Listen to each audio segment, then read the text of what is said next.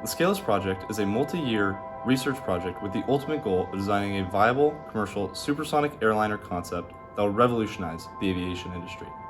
This includes the complete design, documentation, and assessment of a supersonic airliner concept.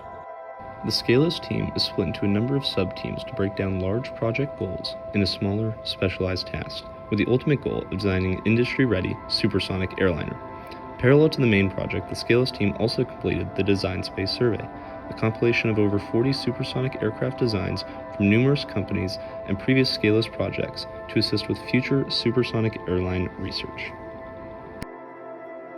The 2022 fuselage has been reworked from both the 2015 and 2021 model options. The new iterations target part of the fuselage to be at a smoother and better aerial-ruled body that then creates more allowability in other areas of the aircraft, as well as suitable segues of the forward and aft portions of the fuselage.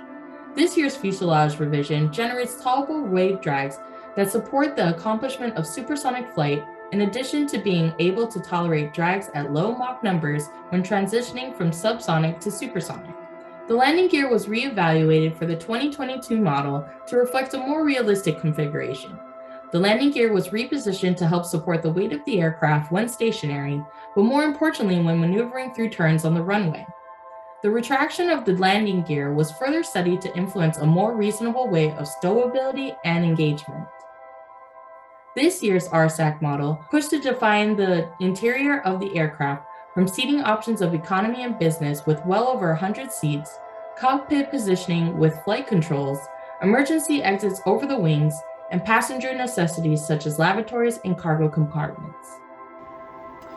The propulsion subteam is a 5-member group that's currently focusing on modeling performance, positioning, and shape of the engines, their auxiliary systems, and the nacelles and nacelle structures.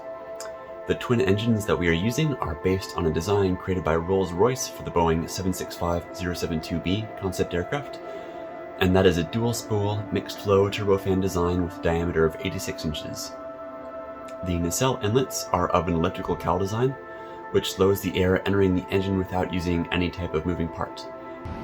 The major goals of the S&C team this year has been to create a fully functional supersonic airplane in a simulation environment to capture the different control effects of different trailing edge geometries, different nacelles, and different wing geometries to validate our Kirsten wind tunnel model. We have also used DATCOM, a software that allows us to get the static and dynamic stability derivatives, which we can then use to analyze the time responses to different modes during flight, such as phugoid and Dutch roll responses. The Concorde gave us a taste of supersonic air travel. It's a huge inspiration to the wide-eyed engineers of today and tomorrow. Our work built off of that of those who were determined to bring back the era of supersonic airliners. Though we haven't solved every single issue with supersonic aircraft, we can hold our heads up high, knowing that we helped mankind take one more step in the direction of breaking that barrier once more.